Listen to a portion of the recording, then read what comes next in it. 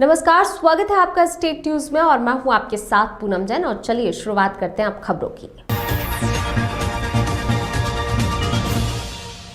नर्मदापुरम भाजपा पिछड़ा वर्ग मोर्चा नर्मदापुरम की परिचयात्मक बैठक रविवार को भाजपा कार्यालय में नवयुक्त मंडल कार्यकारिणी पदाधिकारियों की परिचयात्मक बैठक संपन्न हुई। बैठक के प्रारंभ में भारत माता भाजपा के पितृ पुरुष पंडित दीनदयाल उपाध्याय जी डॉक्टर श्यामा प्रसाद मुखर्जी के छायाचित्र पर माल्यार्पण कर बैठक का शुभारंभ किया गया।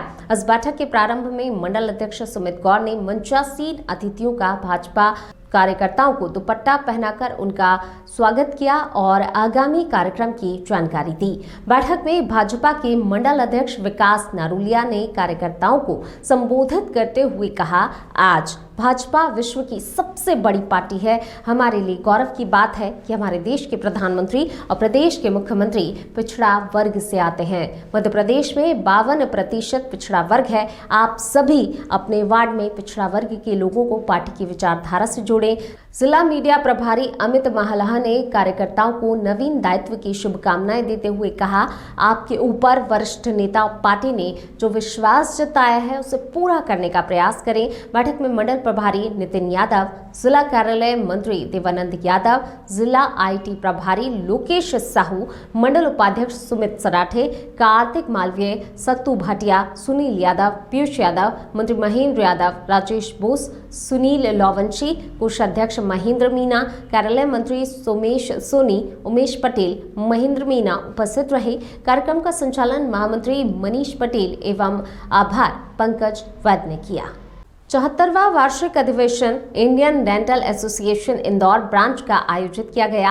वार्षिक अधिवेशन में वर्ष 2021-22 में संपन्न हुए कार्यक्रमों की विस्तृत रूप से जानकारी भी दी गई। इसमें मुख्यतः कोविड काल में किए गए सामाजिक कार्यों जैसे कि मास्क, सैनिटाइजर वितरित करना रहा।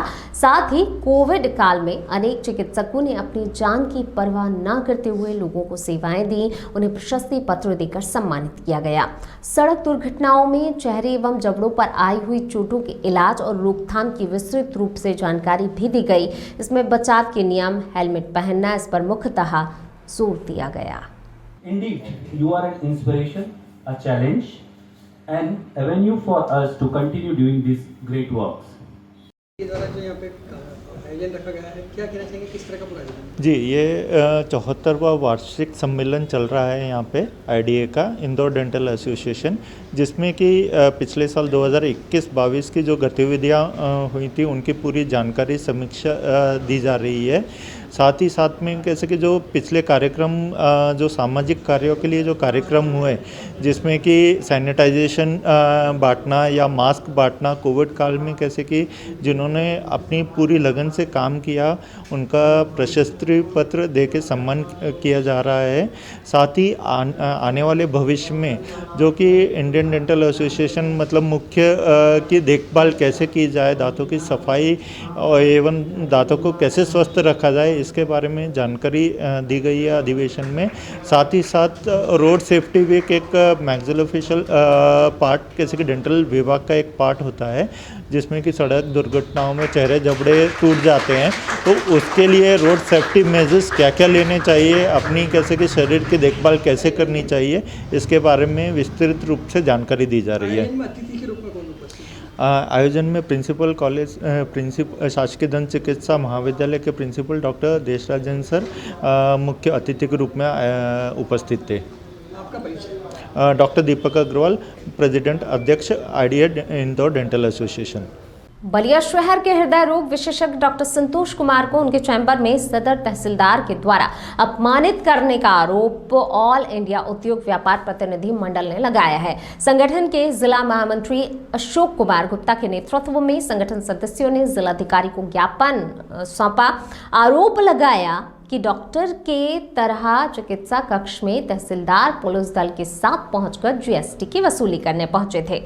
चिकित्सक के द्वारा यह कहे जाने पर कि यह पुराना सूरज मामला है, उनके संज्ञान में नहीं है, इस पर उनको अपमानित किया गया। ना सभी ने मामले की जांच कर उचित कार्रवाई की मांग की है। कुमार गुप्ता, जिला महामंत्री ऑल इंडिया उद्योग व्यापार प्रतिनिधि मंडल और भाजपा का जिला संयोजक हूँ। मैं विगत 1 नवंबर को जो है यहाँ के सम्मानित हृदय रोग विशेषज्ञ डॉक्टर संतोष कुमार के यहाँ जीएसटी के मामले को लेकर के सदर तहसीलदार महोदय ने सम्मानित डॉक्टर को उनके चेंबर में घुस करके और पुलिस दल के द्वारा बेइज्जत किया और इस तरह से उनके ये दुर्व्यवहार जो तहसीलदार महोदय बलिया का हुआ है, यह बहुत ही दुर्भाग्यपूर्ण है। ये सरकार की छवि खराब करता है। इस संदर्भ में मैंने जिलाधिकारी महोदय बलिया को एक पत्रक दिया है जिसमें इनको तत्काल प्रभाव से सस्पेंड करने की मांग की है और कार्रवाई करने के लिए, और उसके लिए मैंने जो है माननीय मुख्यमंत्री जी को, जो कि सरकार की छवि का मामला है और सम्मानित नागरिकों का, क्योंकि सरकार का प्रथम उद्देश्य यही रहा है कि हम जो है सबका साथ सबका विकास में कि हम किसी भी सम्मानित नागरिक का हम जो है मान मर्यादा रखें। अगर ये स्पष्ट नहीं होते हैं तो इस तरह की गुंडई और दबंगई जो कि अधिकारी द्वारा की गई है, ये जो है पूरे प्रदेश में एक मिसाल बनेगी और जनता इससे त्रस्त हो जाएगी। अतः माननीय मुख्यमंत्री जी से निवेदन है कि इनको तत्काल प्रभाव से सस्पेंड करें।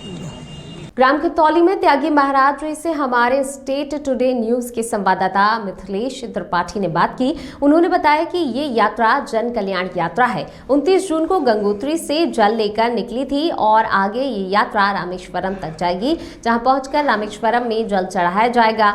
कब तक पहुंचेगी इसका राम जी जाने। उन्होंने खतौली बस्ती के लोगों को संदेश भी दिया कि राम जी की जय जयकार करें। आज का दिन खतौली बस्ती के लिए बड़ा ही सौभाग्यशाली रहा, जिन लोगों ने इन त्यागियों के दर्शन किए। त्यागी जी महाराज दंड भरते हुए खतौली की बस्ती को पार करे। खतौली बस्ती के लोगों ने त्यागी महाराज जी से आशीर्वाद प्राप्त किया। महाराज जी ने बताया कि हम एक दिन में लगभग 8 किलोमीटर की यात्रा कर पाते हैं, क्योंकि हमें दंड भरते हुए जाना पड़ता है। महाराज जी, ये यात्रा आपकी कहाँ से निकली हुई है, कहाँ तक जाएंगे? ये यात्रा निकली है गंगोत्री से। 29 जून को ये रामेश्वरम जाएंगे।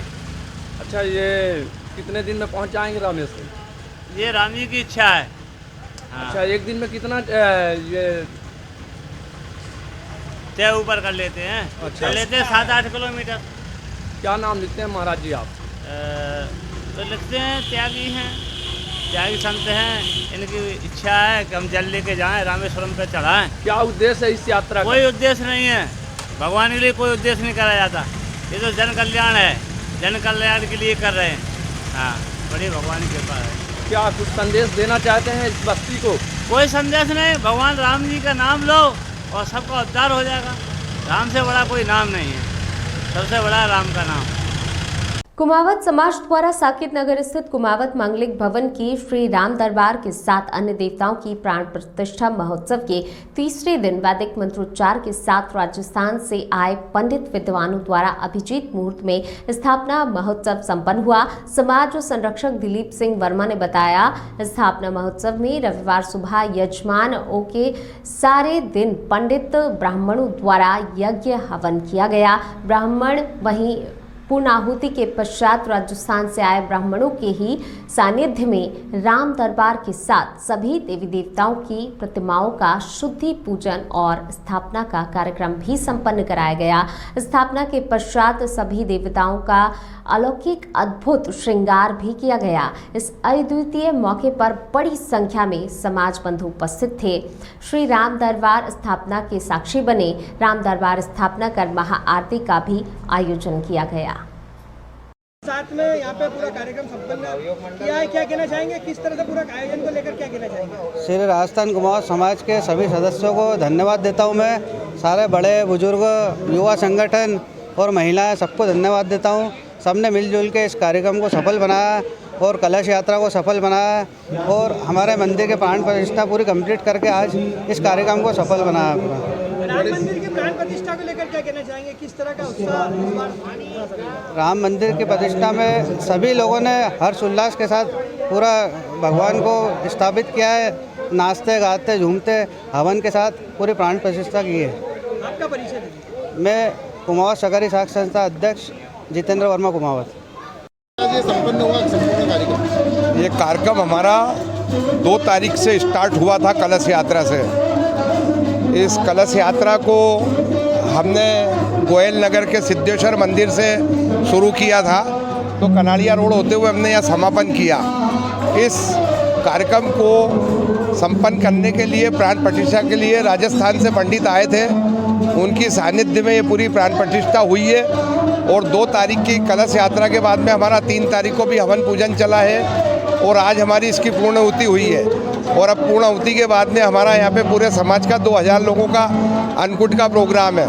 उसके बाद हमारा 6 तारीख को यहाँ पे हनुमान जी की मतलब वो सवामणि का प्रोग्राम रखा हुआ, सुंदरकांड का पाठ सुनाएंगे भगवान को। उसके बाद फिर यहाँ सवामणि का कार्यक्रम है। उसके बाद ये कार्यक्रम हमारा समापन होगा। ये हमारा 3 दिवसीय कार्यक्रम है और जो पहला मंगलवार आ रहा है उसको हम यहाँ सवामणि करेंगे हनुमान जी की।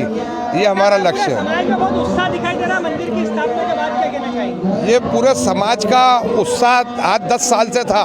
पूरा समाज ये चाहता था कि हमारी धर्मशाला में राम दरबार बने और राम की स्थापना होए, क्योंकि हमारे ये भगवान हमारे मतलब कुल देवता भी है।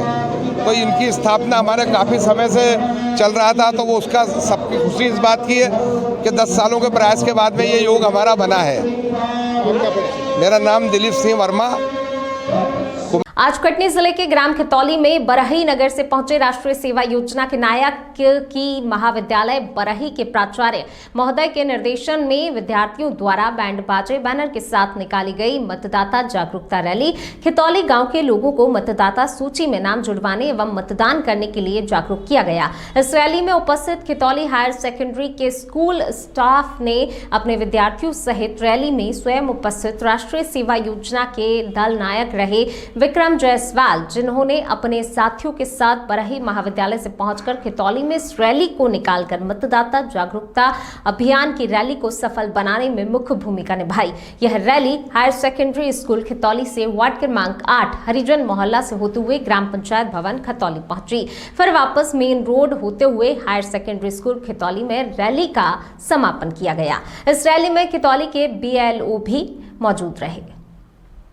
सर, इस रैली का क्या उद्देश्य है? यह मतदाता जागरूकता रैली है जो कि कलेक्टर मुख्य निर्वाचन अधिकारी होते हैं, इनके निर्देशानुसार हमारे राष्ट्रीय सेवा योजना के इकाई द्वारा हम गांव-गांव जा कर के लोगों को जागरूक करते हैं कि अपना नाम मतदाता सूची में डलवाएं और जो भी गलती हैं त्रुटि हैं तो फार्म के जरिए, जैसे B6 फार्म है, B7 है, B8 है, इन फार्म के जरिए वह लोग अपना सुधार करवाएं और आने वाली समस्याओं से बचें। और इसी तरह से हमारे राष्ट्रीय सेवा योजना कार्यक्रम अधिकारी प्रचार महोदय के निर्देशानुसार हम लोग रैली का आयोजन करते हैं। मैं विक्रम जायसवाल, जो कि मतदाता जागरूकता एम्बेसडर बरही। सर, यहाँ और आपके गांव के कहाँ के बच्चे हैं? और मैं खितौली पंचायत के BLO हूँ और इस मतदाता जागरूक में हम लोग बच्चों के माध्यम से घर घर तक पहुँचा रहे हैं।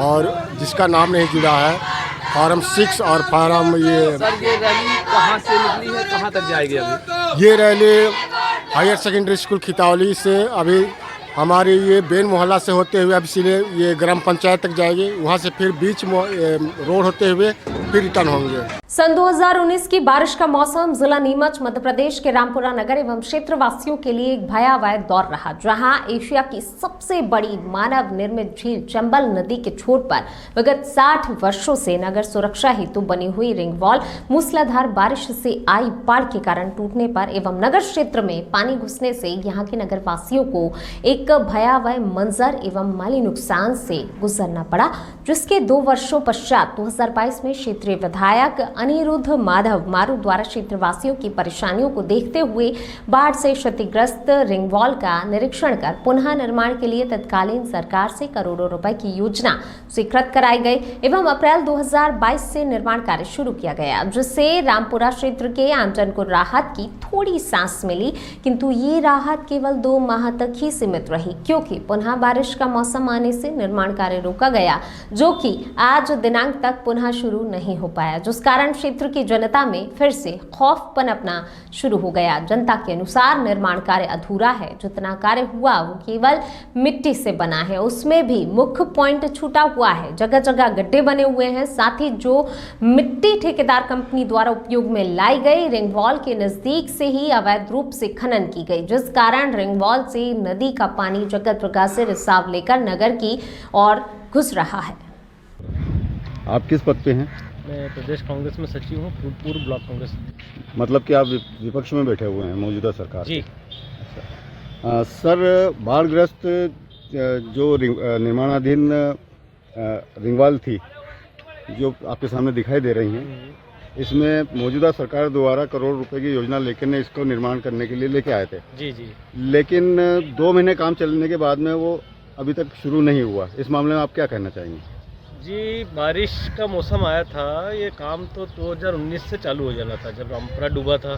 जिसके बाद इसकी बातचीत हुई, इतना काम होगा, ये होगा, इस करते करते आज 2022 भी एंड होने आया, दिसंबर महीना आ गया है। इन लोगों ने बारिश के पहले वादा किया था कि ये पंप हाउस चालू कर देंगे, ये पूरी रिंग वॉल बना देंगे जिससे रामपुरा सुरक्षित हो जाएगा। चलिए ठीक है, वैसे तो इन्होंने जिस हिसाब से उसकी खुदाई करी है, वहाँ से इन्होंने सुरक्षित करने बजाय इसको असुरक्षित कर दिया। जस्ट डैम के बाहर से खुदाई कर दी गई है ठेकेदार द्वारा।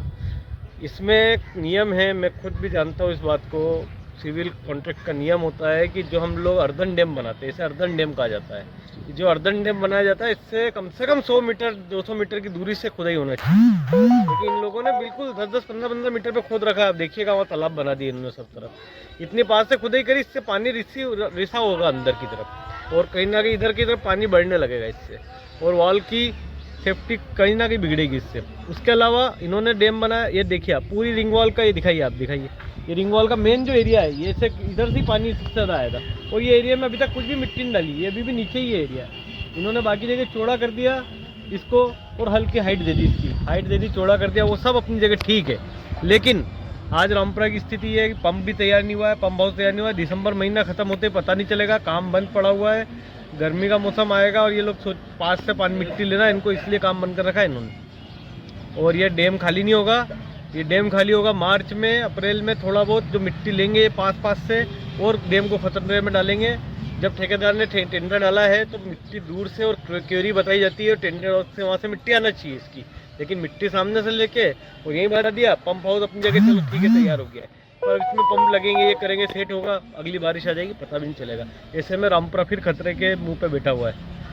लेकिन चुनावी मुद्दे बना दिए, पानी छोड़ दिया जाता है जल्दी जल्दी, जिससे आगे कोटा भी क्षेत्र होता है, वहाँ भी डूबता है। लेकिन अगर ये सही साठ बन जाए तो पानी भी रुका रहेगा, इससे फर्क पड़ेगा क्षेत्र को। इसके अंदर कई जगह से रिंगवाल भी लीकेज है, हमने इसकी जांच करी, जो कई जगह से रिंगवाल बहुत ज़्यादा लीकेज है, इससे पानी। जब ये काम चालू करना था इनको, तो इसको जमीन से जहाँ भी इसमें नुकसान हुआ था उस जगह सही करके करना था इनको, इन्होंने सही नहीं करा। आज रिसाव होने का कारण भी जो खुदाई में ना। प्रधानमंत्री नरेंद्र मोदी जी के ड्रीम प्रोजेक्ट स्वच्छ भारत मिशन को क्रांति के रूप में निस्वार्थ भाव से लगातार चलाने वाले राजस्थान के झालावाड़ जिले के डग निवासी विष्णु भारतेश, जिन्होंने 5 दिसंबर 2015 को डगनगर के क्रांति चौक बुधवार दरवाजे के अंदर से स्वच्छता की क्रांति की शुरुआत की थी। आज 7 वर्ष पूरे कर चुका है यह जुनून आज भी कहता है, जब तक रुकूंगा नहीं तब तक देश स्वच्छ ना हो, और देशवासियों से विनती करता हूं कि देश को स्वच्छ और सुंदर बनाने के लिए हर देशवासी अपना प्रयास अवश्य करें। गौरतलब है कि विष्णु भारतेश राजस्थान, मध्य प्रदेश, गुजरात, दिल्ली, जम्मू कश्मीर, हरियाणा सहित देश के कई राज्यों में निस्वार्थ भाव से कार्य कर रहा है। आज के जमाने में देशभक्ति का जज्बा कायम रहना और इसमें वर्षों तक एक ही लक्ष्य पर चलना एक बहुत बड़ी चुनौती है। फिर भी विष्णु तमाम चुनौतियों के बावजूद अपना कार्य देश को स्वच्छ सुंदर बनाने में लगा रहे हैं। आपको बता दें कि विष्णु के कार्य को देश ही नहीं अपितु अमेरिका में भी सराहा गया है। नमस्ते, जय हिंद, जय भारत। हजारों मील के रास्ते भी एक कदम से शुरू होते हैं, और आज का जो दिन है बहुत महत्वपूर्ण दिन है। आज ही के दिन इसी चौराहे से, इसी जगह से स्वच्छता की क्रांति की शुरुआत हमने की थी 5 दिसंबर 2015 से। आज 5 दिसंबर 2022, 7 वर्ष पूरे हो गए हैं। और जब शुरुआत की गई थी उस दिन अभियान की, उस दिन यहाँ पर बहुत सारी गंदगी के ढेर लगे हुए रहते थे, बहुत सारी गंदगी, लेकिन आज देखिए आप चकाचक है। मेरा रास्ता बताइए कैमरामैन, उधर सामने का रास्ता बताइए, उधर बताइए सामने का रास्ता। चारों तरफ आपको ढूंढने से भी कचरा आप नहीं मिलेगा। ये परिवर्तन हुआ है इन 7 सालों में। ये मेरा गांव है और ये वही चौक है, वही जगह है जिस जगह से 5 दिसंबर 2015 को स्वच्छ भारत क्रांति की शुरुआत की थी। और कल से 8वां वर्ष प्रारंभ हो रहा है। मैं आगे भी कार्य करता रहूं, आप मेरे ऊपर आशीर्वाद बनाए रखें। तब तक के लिए जय हिंद, जय भारत। और अपने मोहल्ले को, अपने आसपास के क्षेत्र को साफ सफाई से रखें, क्योंकि स्वच्छ भारत गिलहरी प्रयास से ही स्वच्छ भारत बनेगा, आपके करने से ही बनेगा। तो हे भाग्य मेरा, सौभाग्य मेरा, मैं तुझको शीश नवाता हूँ, मैं तुझको शीश नवाता हूँ और धन्य धन्य हो जाता हूँ। मैं आपसे फिर बात करूँगा, तब तक के लिए जय हिंद, जय भारत।